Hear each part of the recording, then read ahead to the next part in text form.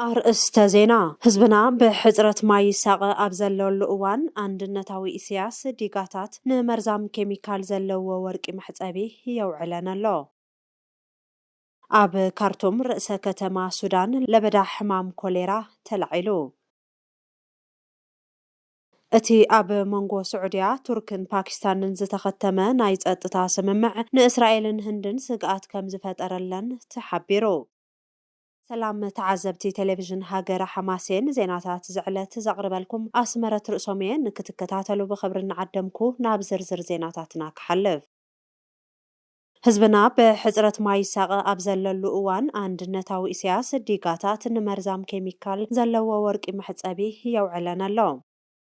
أوارقنا نمجحجح أبعدتات مرزما كيميكالات النفس زركب عند النتاوي إسياس أبعد شخات ركب ديقادما نت مرزام كيميكال زلو ورقي نمحز أبيه يوعلا له أتي مرزام كيميكال نانسساتن دق سباتن أزيو حدقنيان هلوه عند النتاوي إسياس قنا نعدتاتنا نمبراس أب مأكل عدتات عدنا يكايدن نديقاتات نمحز أب أوارق كوعلا بمقبارن نهزبنا كابك أسبقس يتنطلو عند النتاوي إسياس أب كبابي إمبادرهو مدر زينن دباروان كالوت عدتاتن مرزام كيميكالاتنا تتقما نهزبنا كتنت يسرح اللو اتين عدنا ورق يتباهلو نطعنا أزيو حدقنيا زخونة كيميكال زفسو زلو مريتنا نسبن انسسان ولا نأتكلتي حدقنيا سلزخونة اندقنا سب كنبرو أزيو أشقاريو إسياس عسرت سلسة عمتات زقبر عدنا بشان زاران كمتي أبك ألمت أي غزبالو أبي كمزاتون نهاجرنا زخونة لوتي كم زي أن انت دأكوينو ازي حجي أب أسمران كبابي أنزغت الوز اللون نعون نسرؤن انبرن هاجرنا ترت بالرابحة هي بلون كم حقي بعدنا ذهب تمت هاجر أبز عالم يلان أقوادا عدنا بزمزو كبد تحماماتن سعبيناتن هزبان كتنتان عددا حدور زيوت بسلاك قد فللنينا الرئينا زي أب دباروان مدرزين انبادرهن عد نفاسن زقبر زلو عدنا هزبنا باتي نورقي كاب حمد زفلي سمي زغونا كيميكال سينايدن ميركورن تبكيلو قدايت انتاتن كخون تفاريدو الله مريتناون بخبيد تبحقوقو موت مريت كوينو زخوانة طغمي زيبلو كوينو كمكنيو زقبار زلو اتزاقرم قنا عسرت سلست عمتات بيشان زاران تعدينو مدما أب معالتي سلاسة شحطون بمركب تتعينو زتوقارت هبتها قرنا إسياس أبيت أفيو اندعيلو كملسينا سمعنايو إسياسن سدرابيتون أبناي والقوم طغمي أوعيلو بلينر هبتام سدراكوان انكالو هزبنان سدراسو واتنان سنكول اتنان سراويتنان كا بدخنتن سدتن كتصنت تفاريدو ويركب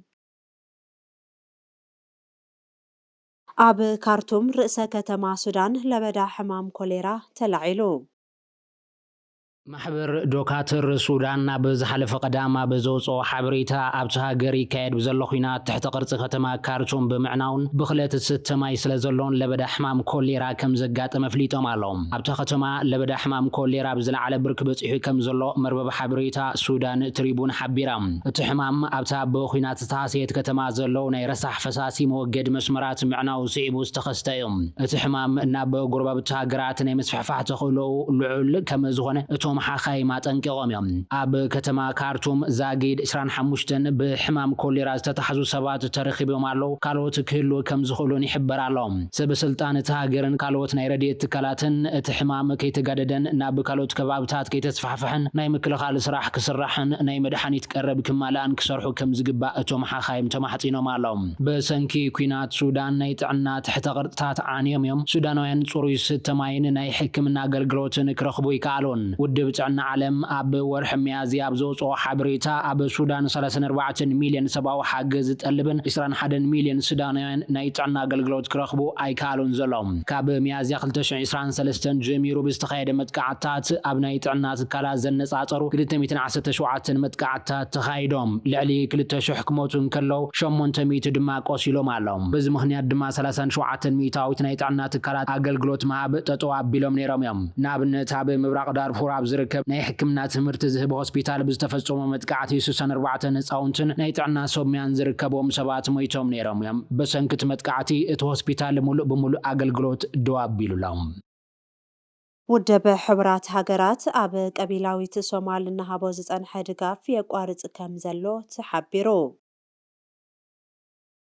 ውድብ ሕቡራት ሃገራት ካብ ጥሪ 2009 ጀሚሩ ኣብ ቀቢላዊት ሶማል ንዘለዉ ዓቀብቲ ሰላም ናይ ነዳዲ ቀለብ ናይ መጓዓዝያን ናይ ሕክምናን ደገፍ እናሃበ ነይሩ እንተኾነ ግና ብሰንኪ ሕፅረት በጀት ድጋፉ ከም ዘቋርፅ መርበብ ሓበሬታ ጋሮ ኦንላይን ሓቢራ እቲ ትካል እናተገልገለን ዝነበረ ተሽከርከርቲ ናይ ህንፃ ማሽናትን ናይ ሕክምና ኣቑሑትን ከም ዘጫረቶ ድማ ተፈሊጡ እቲ ትካል ካብ ዝመጽእ ዘሎ ታሕሳስ ጀሚሩ ኣብታ ሃገር ዝነበሮ ምንቅስቓስ ከም ዘቋርጽ ንሕብረት ኣፍሪቃ ኣፍሊጡ ነይሩ ናይዚ ቀንዲ ምኽንያት ድማ ኣሜሪካ እናቕረበቶ ዝነበረት ናይ በጀት ድጋፍ ምቁራፃ ምዃኑ መርበብ ሓበሬታ ጋሮ ኦንላይን ሓቢራ ኣሜሪካ ነቲ ትካል ትገብሮ ዝነበረት ሓገዝ ጠጠው ብምባላን እቶም ኣብቲ ሃገር ዝነበሩ ዓቀብቲ ሰላም ክወፁ ብምዃኖምን ቀቢላዊት ሶማል ብእስላማዊ ጅሃዳዊ ዕጡቕ አልሸባብ ክትሕመስ እያ እቲ ናይ ዓቃብ ሰላም ልኡኽ ካብ 2007 ጀሚሩ ካብ ኣሜሪካ ብዝርከብ ሓገዝ ኣብ ቀቢላዊት ሶማል ሰላም ኣብ ምኽባር ተዋፊሩ ነይሩ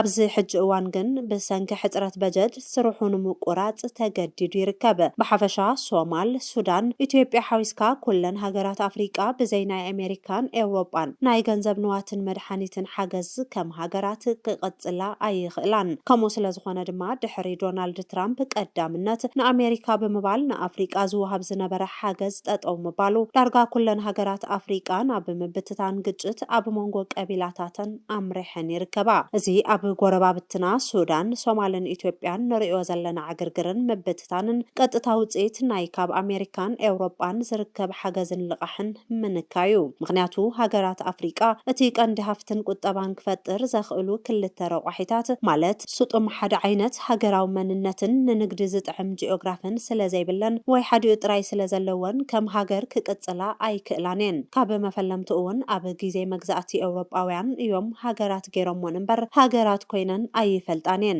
ኣብ መላእ ኣፍሪቃን ማእከላይ ምብራቅ ኣፍሪቃን ናይ ኣሽሓት ዓመት ስልጣነ ፈጢረን ናይ ብሓቂ ሃገራት ዝኾና ኢራን ኢራቅ ሶርያ ግብፅን ሃገርናንን ሎሚ ግን ካብ ሃገርና ወፃኢ ኩለን ብኣስላም ተወሪረን ናይ ኣስላም ሃገራት ድሕሪ ምዃነን ሃገርነተን ፈሪስዩ ሃገርና ግና ዋላ እኳ አንድነታዊ ኢሳያስ ስጡም ሃገራውነትና ደምሲሱ ናብዛ ናይ ቀቢላን እንዳን ኢትዮጵያ ክሕውሰና ኩሉ ዝከኣልውን ተገበረ ሓሳብ ልቡ ከየስመረ እንሆ ናብ መቃብሩ ሓደ እግሩ ኣእትዩ ይርከብ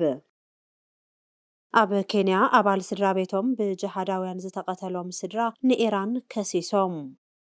ስድራ ቤት ናይቲ ኣብ 2019 ኣብ ኬንያ ብእስላማዊ ጅሃዳዊ ጉጅለ አልሸባብ ዝተፈጸመ መጥቃዕቲ ዝተቀተለ ኣይሁዳዊ ጄሰን ስፒንድለር ኢራን ነቶም ጅሃዳውያን ሓገዝ ሂበያ ብምባል ክስ ከም ዘቕረቡ ተሓቢሮም እቲ ክሲ ወለዱ ምስ ኣሕዋቱ ብምዃን ብሓሙስ ኣብ ናይ ኣሜሪካ ፌደራል ቤት ፍርዲ ዞባ ኮሎምቢያ ቀሪቦም ጄሰን ስፒንድለር 40 ዓመት ዝዕድሚኡ ኣሜሪካዊ ኣይሁዳዊ ነጋዳይ ነይሩ ብ15 ጥሪ 2019 ኣብ ናይሮቢ ኬንያ ብዝርከብ ሆቴልን ናይ ንግዲ ማእኸልን ኣብ ዝተፈጸመ መጥቃዕቲ ካብ ዝተቀተሉ 21 ሰባት ሓደ እዮም እቲ መጥቃዕቲ ብሓደ ጥፊኡ ዝጠፍእ ጅሃዳውን ካልኦት መሳርሕታትን ዝሓዙ 4 እስላም ናብቲ ቦታ ኣትዮም ዝፈጸሙ እዮም ስፒንድለር ኣብ ዕቤት ኣብ ዝርከብ ዕዳጋታት ኣፍሪቃ ናይ ዕዳጋ ዕድላት ምምዕባል ዝሰርሕ ናይ ወፍሪ ትካል መስሪቱ ይንቀሳቐስ ከም ዝነበረ ይሕበር ኣብ ናይሮቢ ዝርከቡ ማሕበረሰብ ኣይሁድ ኣስኪሬኑ ናብ ኣሜሪካ ንኽምለስ ሓገዝ ገይሮም ኣብቲ ክሲ ኢራን ነቶም ኣባላት አልሸባብ ናይ ኣጽዋር ስልጠናን ገንዘብን ሎጂስቲክስን ድጋፍ ገይራ ይብል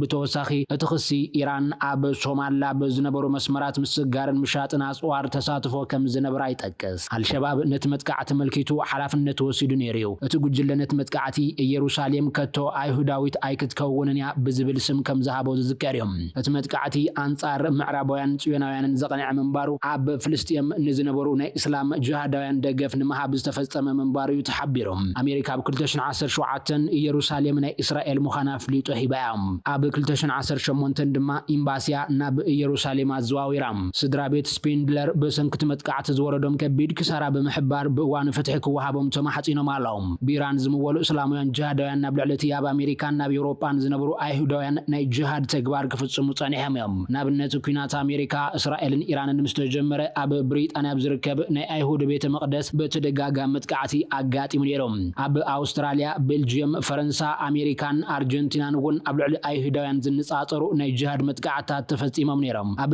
ኣውስትራልያ ኣብ 2025 ኣብ ልዕሊ ኣይሁዳውያን ብዝተፈጸመ ጅሃዳዊ መጥቃዕቲ 15 ሰባት ሞይቶም እዮም። ካብዚ ብተወሳኺ 3 እስላማውያን ጅሃዳውያን ኣብ እንግሊዝ ማንቸስተር ኣብ ልዕሊ ማሕበረሰብ ኣይሁድ ዝነጻጸረ ጅሃዳዊ መጥቃዕቲ ንምክያድ ምድላዋት ብምግባሮም ኣብ 2026 ዕድመ ልክዕ ተፈሪድዎም እዮም። ኣብ መወዳእታ ወርሒ ሓምለን መጀመርታ ነሓሰን ዜጋታት ሞሮኮ ካብ ሃገሮም በምህዳም ብዘሰንብድ ኩነታት ናብ እስጳኛ ንምስጋር ፈቲኖም። ኣብ ውሽጢ ሒደት ሰዓታት ጥራይ ልዕሊ 48,000 ዝኾኑ መንእስያት ኣንስቲ ሰብኡትን ስድራ ቤታትን በቲ ባሕሪ ብምስጋር ነቲ ንሞሮኮን እስጳኛን ዝፈል መንደቕ ብምሕኳር ናብ ጥንታዊት ከተማ እስጳኛ ዝኾነት ሴውታ ኣትዮም ኣሎም። ኣብ 2021 እውን ኣብቲ ከባቢ ተመሳሳሊ ፍጻመ ጋጢሙ እምባሩ ዝተሓበረ ኮይኑ እቲ ተግባር ሓደ ናይ ዓብይ ናይ ጅምላዊ ስደት ኮይኑ ተመዝጊብሎም። በቲ ብጅምላ ዝተኻየደ ዘሰንብድ ስደት ኣስታት 9 ሰባት ሞይቶም ኣሎም። እቶም ህይወቶም ዝሰኣኑ ስደተኛታት ፍርቆም ብምጥሓል ገሊኦም ድማ ብጽምእን ጥሜትን እዮም ሓሊፉ ዘሎም። እቶም ምስጋር ዝኻሉ እውን እንትኾኑ ኣብ ሴውታ ናይ ማሕረምትን ውርደትን ግዳያት ኮይኖም እዮም። እዚ ፍጻመ እዚ ኣብ ውሽጢ ሒደት ሰዓታት ናይ ዓለምና ዓብይ ናይ ስደተኛታት ቅልውላው ዝፈጠረ ኮይኑ እቲ ፍጻመ ኣብ እስጳኛን ሕብረት ኤውሮጳን እቲ ቀንዲ መዘራረብ ዛዕባ ኮይኖሎም። ቀዳማይ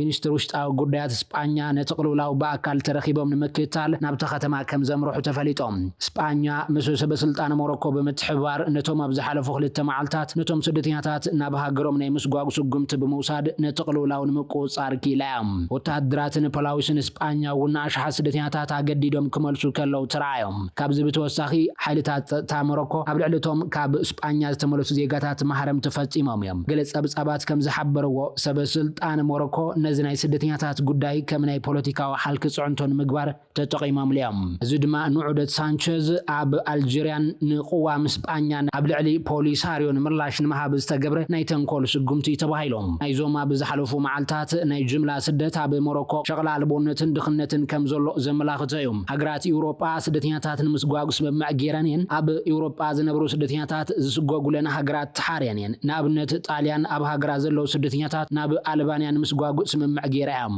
እቲ ሎሚ ኣብ ልዕሊ ስደተኛታት ሞሮኮ ዝተወስደ ስጉምቲ ሃገራት ኤውሮጳ ንስደተኛታት ክዕገሳ ከም ዘይኽእላ ዘረጋግጽ ምዃኑ ተንተንቲ የረድኦም። እቲ ኣብ መንጎ ስዑድያ ቱርክን ፓኪስታንን ዝተኸተመ ናይ ጸጥታ ስምምዕ ንእስራኤልን ህንድን ስግኣት ከም ዝፈጠረለን ተሓቢሩ።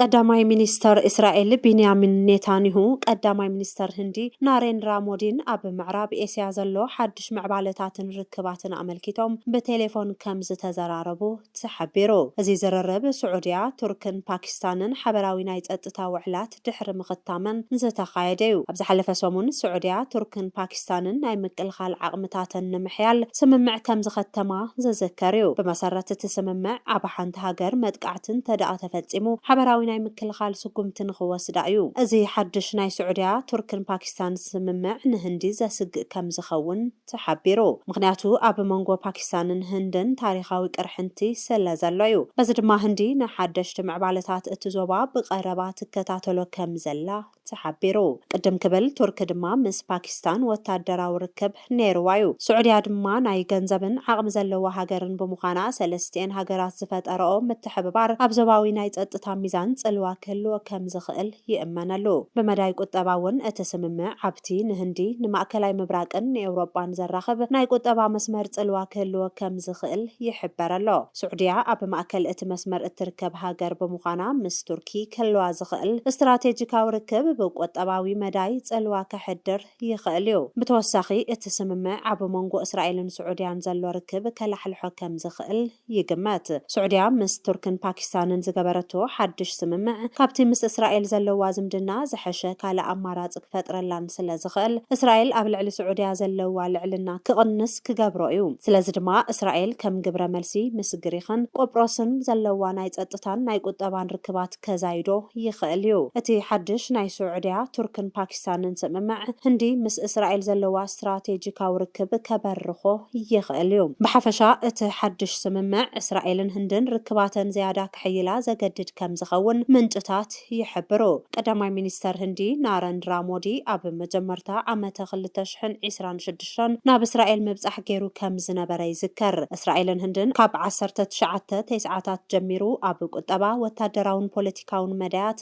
ركب نيرو ونيو هندي أب 1950 نناي إسرائيل هاجرنت أفلوت أهبايا إسرائيل أب 1953 ناب بومباي هندي قنصلالي إخا أب 1971 1999 زتخايدة ناي هندن باكستانون كونات إسرائيل نهندي ناي أزوارن ناي حبريتان حاجز بمقبرة أب منغو كلتين هاجرات زنبر ركب زيادة بريخو أب 1999 دما هندي أب تل أبيب إسرائيل إمباسي كفيتا بدحرزي أب منغو كلتين هاجرات سرع دبلوماسيا وركبات تجميرو إسرائيل ون أب نيو ديلهي هندي إمباسي كفيتا هندي أب كلتشحن 19 كاب إسيا سالسيت زعابيت ناي إسرائيل ناي نقد مشارخ تكوينا أب كلتشحن 25 كلتين هاجرات أب ناي حبريتا تكنولوجين أب حرشان ناي نات عداقا وعل كتيمان كاب كلتشحن 20 كلتن جميرا إسرائيل كاب روسيا بمقصال اتازل عالت نهندو وتادراو مسارحتات تقرب هاجر كوينا كلتشحن 24 أب منغو إسرائيل إيرانن زنبرا وطري إنا تقادد مسكده هندي مس إسرائيل زلوا ناي جيوبوليتيكا شركنا زيادة أحيلا بحفشا إسرائيل أب كبابئا كاب زلوا ناي مسلمنا هاجرات نمكلخال هند دما كاب تاريخاوي تسلايتان غوربيتان باكستان نمكلخال حابيران كسرحة ناي قدن يخونن أب بوليتيكا قوام فتاون تسلان سلازيل مرحت هاجرات ناي هزبوم رهوان تقطتان قدامنات هيبوم يوم زسرحو اتي انكو أب عالم نايتي بمسوأتن سنكلنان هاجر زركبو هزبي قدفو نتا عددا مسوأتن سنكلنان مجزأتن زغبرتو إثيوبيان مدحان هزبو أب سيول زنبر زلو مرحي عندنتاوي إسياس ترحيو